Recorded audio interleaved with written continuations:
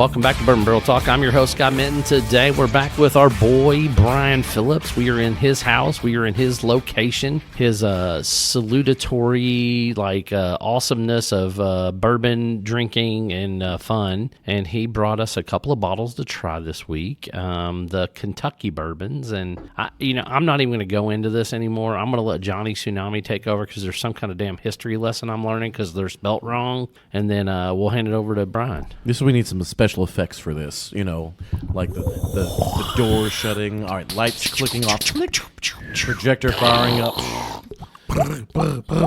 Ladies, cross your legs. Okay, so apparently, did you know that prior to 1776, Kentucky, the state, was commonly referred to as Kentucky with an E, Kentucky country. Kentucky country, okay. Yes.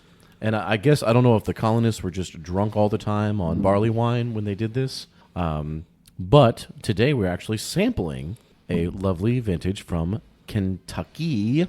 Was it distillery? Was it on the label? No, Kentucky County. Kentucky County. So there we go. Yeah. Is the bottle. So what I think is funny is Kentucky was originally part of the Virginia colony. Yes. So, and it was part of Fincastle County as of 1776, and it wasn't until 1789 that the Virginia General Assembly dropped the second E. So it was actually Kentucky E. They dropped the second E then. It became Kentucky with one E. Yep. And then you said there was a variation of EY, and then they just dropped the E entirely. Yes, and then it became Kentucky Y County before it became a state. That's insane. Yeah. All right, Brian, what are we drinking? 6-year, 12-year-old juice. What are we sipping, Sippy? Really? What? You said I get to talk about them. You're like a 6 and a 12-year. Right, yeah, but I mean, there's got to be specifics to it, right? Well, or is it? I was going to get into those. Well, get it. Dear God. All right, so these are like a third line release from 15 Stars. 15 stars, Yep. okay. So they have 15 Stars. They have First West. Then they have Kentucky with an E-no-Y County. The first one we're going to have is, as Scott so nicely said, it's a 6-year blend of straight bourbons aged a minimum 6 years, bottled at 90 proof. A blend of straight bourbons aged a minimum of 6 years, bottled at 90 proof. It's got a lot of funk for a 6-year, and I like it. It's got almost like a raisiny note. See, like I say raisinette. It's got that little sweet chocolatey thing. You think it's got chocolate too? It's not a bitter, like a super, like a raisinette. It's got the raisinette, like when you crack open the bag, it smells like that to me. Okay. I would say the raisin toast, that nice raisin toast that you toast up and put butter on. Yeah. I'm thinking almost like raisin, what's the Raisin Bran, the cereal? Raisin Bran. Yeah. It's the Yeah, cereal. Raisin Bran, yeah. But yeah, Kellogg's. Yeah. Ooh. It's got a little bit of, and it's come through on the nose too a little bit, on the palate. And let me say, value-wise, $37.99. $37.99 for a 6-year-old bourbon? Wow. 90 proof though. No less than 6 years. Man, we're hitting some episodes with some great prices $37.99 for 90 proofs. I mean, it drinks light. It drinks refreshing. This release is also to commemorate the 250th anniversary for the U.S. So that's why if you look at the bottles, one is red, one is blue. Then on the bottom, Scott, what's the name of the tag that's on the bottom of it? It says 200. What? What's the name of the tag? Like, what is that tag called? It's a split label. Okay, split label. Yeah, the split label at the bottom says 250th anniversary. Correct. And these bottles are in the cognac style. Like when I first looked at this, I'm like, this looks a little Lot B to me. I was about to say the same thing. Those look like Lot B bottles. Lot B bottles. Anyone else getting kind of a smoky finish or something like right around the tongue on the back end? Yeah, it's a smoky, malty. Yeah, it's. Do we know the mash bill on these, Brian? Nope. All I know that it's a blend of straight bourbons.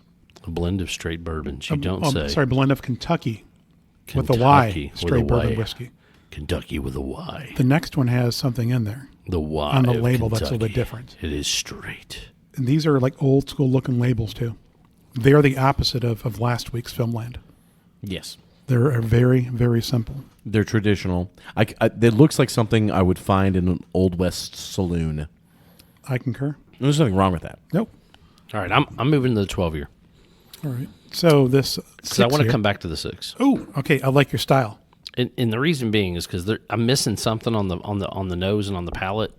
I can't pick it out, so I want to taste something different and then come back to it. Dude, the nose on the 12 is actually surprising. I'm getting almost like a marshmallow on the nose. Marshmallow? Not a mellow, but a mallow, yes. Yeah. All right, for those of us that aren't from Hawaii, what is that? Well, I don't know. It's like Kentucky with an E. Marsh with a mallow. I mean, it is the correct spelling of the word marshmallow. Yeah. We just say marshmallow. So this is a straight bourbon blend, blended with whiskey distilled as a bourbon, put in used oak for 7 years, then new charred oak for 5 years. So it's a double-barreled whiskey. This is a vanilla cream soda on the nose. Still haven't tried it yet. The legs are great, though. And if I could say value-wise, $57.99. $57.99. Jesus. But you got to remember, it's light whiskey that was then aged in a double oak barrel. Nope. It was bourbon blended with whiskey distilled as a bourbon, put into used oak for 7 years, then new charred oak for 5 years. My bad. So it was an 80-10-10, an actual bourbon mash bill instead of being 99-1. Yes, it's still light whiskey. It still was not put into a new charred oak barrel originally. People from Kentucky would disagree. They would call it an American whiskey. That's fine, whatever.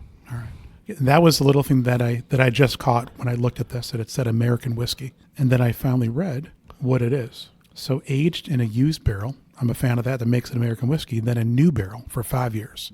$57.99. Yeah, this is also at 90 proof. Ooh, the pear on that initial palate and draw on that 12-year Dangerous. Really fruit forward. it was very little pear, a little cherry. It's almost like they're fighting each other. It doesn't punch as much as the 6-year on the end. No. It kind of just has a nice fade out. But it's because of that, right? Yeah, Like it was originally distilled as bourbon, but went into a used cask, so therefore it doesn't have quite as much bite because it didn't have all that oak. It didn't have that aging oak. So the finish that a dreamsicle has, kind of sweet, a little coating, this has that. Like, Yeah. All right, and so I bought this maybe in the last week. I've enjoyed this. I was about to say you've quite enjoyed that. Yeah, this is not my style. So 15 stars, refresh my memory. Is that one of the ones that came out of KAD, Kentucky Artisan? No. So let me find their history here. So 15 stars, they are a veteran-owned company, though. Is that not correct? We're going to see what this shows right here. Oh, we're not going to watch a show about... Oh, my God, here we go. Get the ye old bitches around, All right, please. 27 minutes and 43 seconds. Yeah, we're not listening to that. All right, I do not know what they're about, but they have a bottle that I've wanted forever. It's finished in apple brandy, cognac, and Armagnac. It's not their Three Kings. It's another one. A lot of yaks in that one. Yum. I have comments, but I'm going to save it to the end. I went back to the 6-year. The nose on the 6-year has deepened. It reminds me almost of a port. I was going to say peach, clearly Canadian. You think so? It's got that sweet little, what's the word I can't say that champagne has? Bubbles? Effervescent. Yeah, it kind of has Effervescence. that. You can't say that? No, he can't. I don't have to say it. You can't say 5/8. Yes, I can. I can say 5/8. I was going to make a joke about 3/16, but I didn't feel like it was appropriate. These are dangerous. They're both just such super light drinkers. I mean, they're very, very, very, very approachable. I don't know if I would mix anything with these because I feel like it would dilute it so much. Yeah, I think the have whiskey to would get go lost in straight. a cocktail. Yeah, I think these are straight or neat pours. Yeah. I don't think there's a whole lot you can do to them from that aspect. I don't know, man. So this is something that it'd be ideal for a first or a second pour. First pour for sure, yeah. Well, yeah, 90 proof. But to me, this is like a very, very good. If you've had a very good, like Buffalo Trace single barrel, when they're good, they're good. Like these are, I'm a fan value wise because you can buy these on their website for $90.99 For the set? for the set. Gotcha. Yeah. Well, I just made an 18-year. I'm going to see how this holds up. Well, actually, it would be a 9-year, but okay. Hey, I'm going to leave the math to you fucking mortgage guys, okay? I'm theater. I don't need Does it math. have actual tasting notes by chance on these two? I'm just kind of curious what it says we're supposed to get versus what we got. So on the 6-year, what do we got? Yeah. The 6-year Kentucky with an E. Floral notes of honeysuckle mixed with banana, candied fruit, caramel, damp forest. That's a new one for me. And seasoned oak. The palate. Sweet flavors continue with vanilla, apricot, golden raisin complemented by cinnamon, old wood, and leather. Yeah.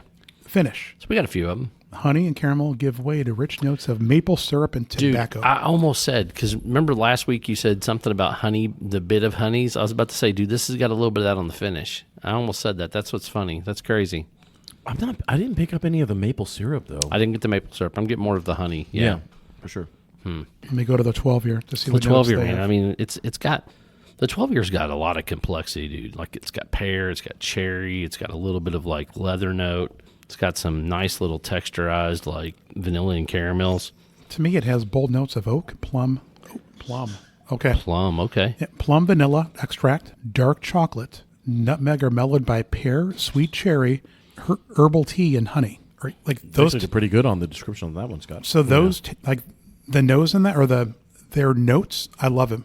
Yeah. Like if I read that beforehand, I'm like, I'm going to buy this and bring it home. For the palate, pear, cherry, and apple are complemented by oak, cinnamon, pepper, and caramel. And the finished, fruit sweetness lingers from the palate but fades into an incredibly long caramel, wood, and tobacco finish. See, I would have went leather more than tobacco, but Same. yeah. I would have too. But I get where they're coming from. That's that nice little earthy note that's coming through on the back finish. I like it the more I drink it. I think it does better over time in your mouth. You could say that. Yeah. Right. And for me, these are some of the far better tasting 90 proofers that I've had. Oftentimes, 90 proofers, there's not a whole lot. It's good, but these seem to have some stuff going on. And that's not because I paid for them. How old is the distillery? So they are NDPs. I did a blend of the two. Not too bad. Oh, the 9-year or whatever. Yeah, the 9-year. Yeah. Shut up. Yeah, Well, the 9. well, I mean, legally it's a 6-year because you There take he the goes. youngest. I mean, I don't really know. What Do we have Brian, a what- preference one over the other? I prefer the 12. I do, and the main reason why is there's a few more complexities to it, especially on the mid palate and the finish. I think that oak really comes through, shines through, and I think it's because it's a double oaked product, right? Like even though it went into a used barrel originally, you do get some of those notes off the oak, but then like that double oaking when they finished it that second time for 5 years adds a lot of complexity and layers. So the Chicken Cock Double Oak, they do the same thing, where it spends its first 7 or 8 years in a used barrel, and then it's put into a new one. Yeah, that was so when we met with her. Emily, Yeah, I almost said it and then I didn't say it. yeah. It's the first time I ever heard of somebody doing a double oak in that way. Do we want to give these numbers, or do we want to just say it's a buy or not buy? I mean, how do you want to do this, Brian? These are your bottles, so I want to be respectful of you. And Yep. So I think the numbers will kind of convey if it's a buy or a not buy. okay, so you want to do numbers? Yes. All right, I'm going to do on the 6-year. I'm going to go like a 7.2, 7.3. On the 12-year, I'm going to go like a 7.7, 7.8. Johnny? 6-year, I'm going to go to 6.6. 12-year, 7.3. So you're going to roll it with 6.66. Oh, dangerous. The 6-year, I'd give it a 7.4. Like I'm taking value into consideration. Yeah. The 12-year, 8.1. Yeah. Oh. So we're similar. Yeah. I do think they're a definite buy. I mean, for price point, like pricing for bourbon and whiskey has just gotten so ridiculous. I really wish more people would go back to the old school standard of a max of $10 to $11 per year. To me, is kind of the sweet spot of like, hey, that's at least affordable. You know, the old school pricing model. Where these fall well below that. Now, granted, I'm talking about cash strength at that price point, but I think these are a solid buy. Yep, I concur. They're not something that's going to blow up your palate. They're a low enough proof where somebody newer to whiskey can drink them and enjoy them. And people that have more experience, I think they'll enjoy them. Definitely gateway I would drugs. say gateway, yeah. Especially Yeah. since it's a light whiskey. If you've not had a lot of bourbons before, this is a good place to start. Yeah, So I would say drink with patience. drink with patience. Patiently drink. I like that better. Hashtag patiently drink. There we go. Practice your patience. I think that's our episode of Bourbon Real Talk. If you want to find us, you can find us on Facebook, the Instagram, or the X. Make sure you hit the subscribe button. That way you get those episodes as soon as they drop on Sunday mornings. You can email us any questions to bourbonbarreltalk@gmail.com or message us on any of those social media platforms. This is Scott, Brian, and Johnny Tsunami signing off. Peace. To infinity. Good night, bitches!